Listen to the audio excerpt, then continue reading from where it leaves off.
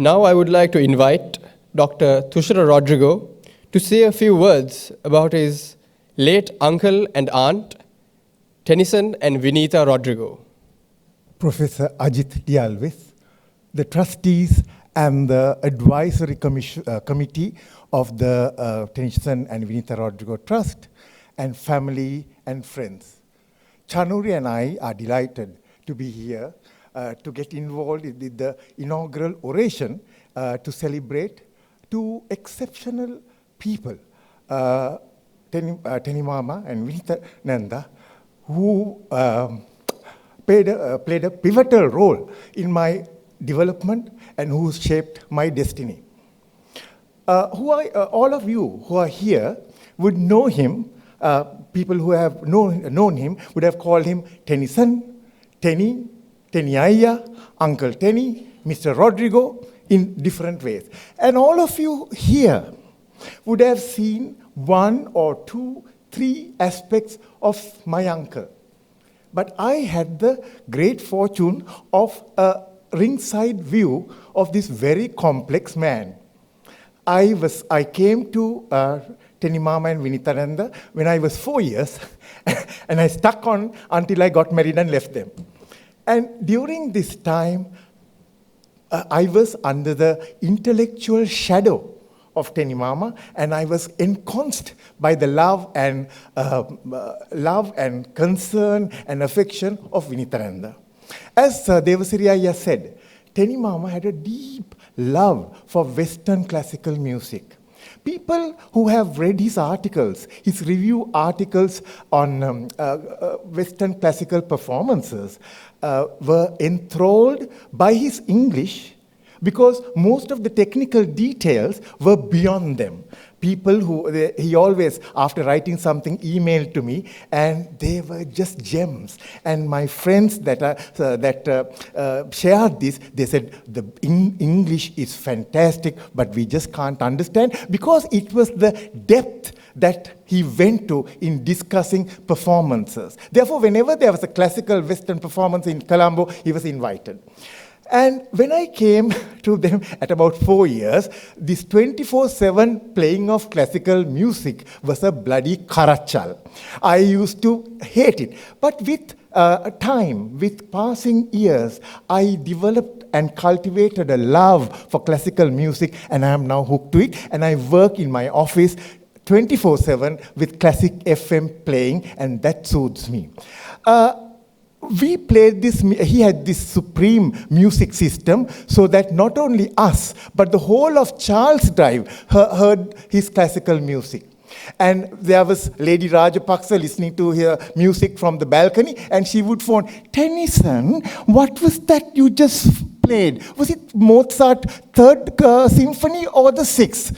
And then Teni Mama will explain. Or Auntie Dreberg will phone and say, oh, Tenny, can you please repeat what you played? I missed the first half, darling. So Teni Mama. So actually, when I look back, I think he cultivated Western classical, love for Western classical music, not only in me, but in the whole neighborhood of Charles Drive.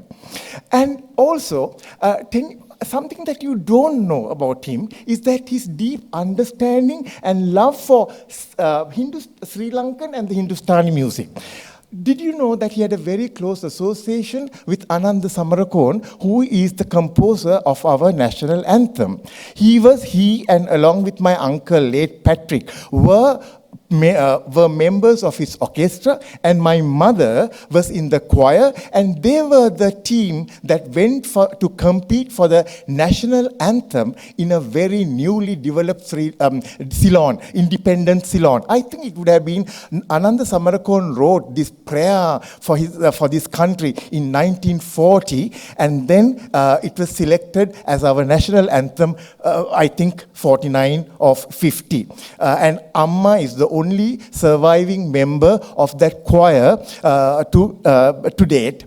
And because of this deep involvement with Samarakon and the influence that he had with Samarakon, suddenly Tenny Mama will break into song. Vile malak pipila hari kadimai balanta yamud sudo hadhami ar ebi balanne adanava poya sudo. And I was taken into a different world. And then I started learning Samarakon songs from him. And I started reading about Samarakon. And then I got this interest, not only in classical music, but our own music. And then, suddenly when he was driving, he would step onto the steering wheel and say, Danna Vanghung Apakanna Sami Rajadura ye, Rajadura, Rajadura, Rajadura ye, Danna Vanghung Apakanna Sami Rajadura ye.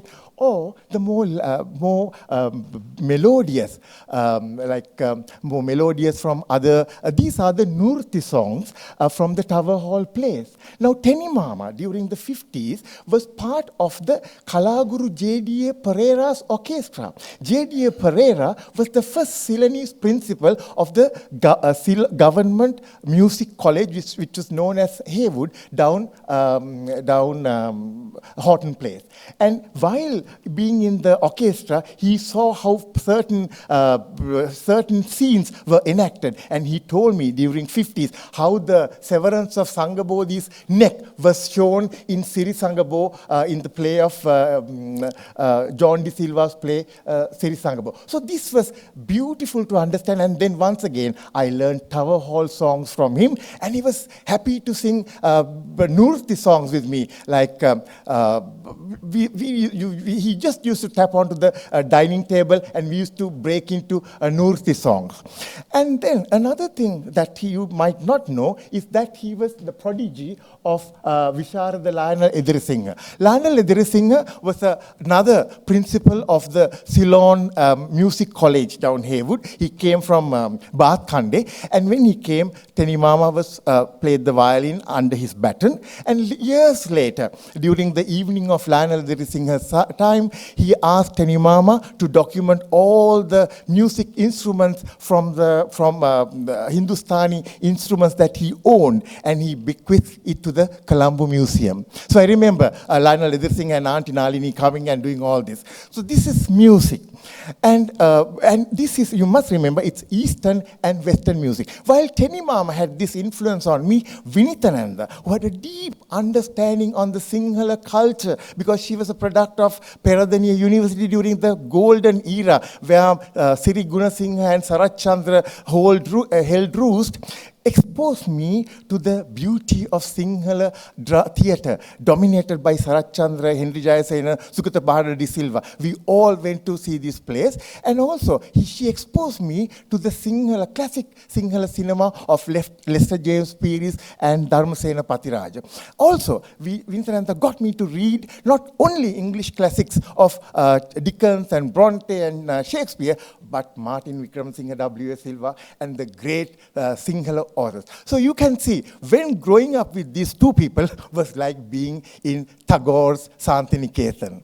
So this was the influence that they had on me.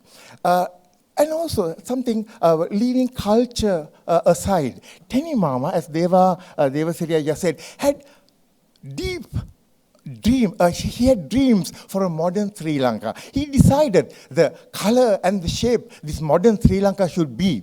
And he said Sri Lanka should be a vibrant democracy, a secular democracy, because this is a country of multicultural people. And he criticized this constitutional aberration that gave the primordial place for Buddhism. He said, how can we have a primordial place for Buddhism when we have our Christians and the Muslims and the Hindus? What do they feel? And with that constitutional aberration or anachronism, we throw them out into the margins. And to bring this country up, we need not only the Sinhala Buddhists, but we need the Tamils and the Burghers and the Muslims and everyone. And he looked so sadly when we lost our burgers, we sent them packing, we sent our Tamils packing, and those lovely, valuable minds that we should have used for nation building was lost due to the terrible legislation that we did from 1948. And again, he said that in a modern state should be divorced from religion. We can't have religion and state together. Otherwise, we end up like Iran, a theocracy, a mediocrity which we have become. He said we have to be like France or England, mainly France. State should be devoid of religion. And he abhorred this fatal grip that the Buddhist Sangha had on the Sinhala Buddhists. He said, how can these illiterate monks tell us about what the teachers should wear in schools, when sex education should be taught in schools? How can these mediocre, illiterate Buddhist monks advise us? They should be in the temples, they should learn, they should advise, guide us on the way of life, the beautiful Buddha's philosophy. It is not for them to tell us how to govern and what to govern. This is what Tennyson said. As you know, wherever he went, he triggered argument. He triggered debate. And Vinitha used to say, whenever before we went for a party, for heaven's sake, Tenny, can you keep your trap shut? Don't get people, because she was finding it very uncomfortable. And like Devasiri Ayya said, he fought against our superstition. Superstition, he said, was pulling us into the dark old ages. And he laughed at the Buddhists who went regularly with puja vattis to Kataragama and asked for favors from a non-existent god on a peacock throne. He laughed, and he laughed at the people, Buddhists, whose lives evolved around Nakat, auspicious time. He said, do you think that the Empire State Building was done at a Nakat time? He used to question, and people used to get angry. But I understand, and he said, the way we are going, we are end up down the dumps. And I'm so happy that Tenny Mama didn't live to see the ultimate humiliation of our country. His heart would have broken. And as Devasiri Ayya said, he said that the only way to pull out our people of superstition and darkness is education, education, education. And that is why he created this trust and gave education the primordial place in his trust. And again, and after setting up the mission and the vision statement, as Devasiri Ayya said, when he was going down in his health, I used to come very regularly to check on me, and I had to sit by his side and type here this vision and the mission, because he had by that time lost the ability to type. But the man's intellect was razor sharp. We had lovely discussions, and certain things we agreed for the trust, and some certain aspects of mine we agreed to disagree. But it was a lovely time to get this type, and I was wondering whether we'll be able to get this trust going. But just like Tennyson Rodrigo, he rebounded and got this going. And he very carefully selected some very important people to take his dream for to the future. People like Devasiri Ayya, Mahesh, Chuttamama, and little young Prasanjit, whom I have carried as a baby, Hima, all these people were selected very carefully, all these people. And I thank you all for doing this wonderful, wonderful work to take this dream and aspiration of this man to the future. And I must tell you that I think out of all people, I am the only one surviving who knows what Tenny Mama liked and disliked. I know what made him tick. So I am at the end of a telephone call, I am at the end of a WhatsApp or an email. I'm always ready to help with your endeavors, because my agenda is the same as the trust agenda. And I want what Tenny Mama wanted for this country to be done through you. And I wish And I pray that especially the senior members of this trust, like Devasiri Ayya, Mahesh, Chuttamama, Mick, whom I got to know when I was only 7 years, all of you, and of course the babies, Himan and Prasanjit, best of health, wisdom, spiritual guidance, and moral fortitude to take Tenimama's dream forwards.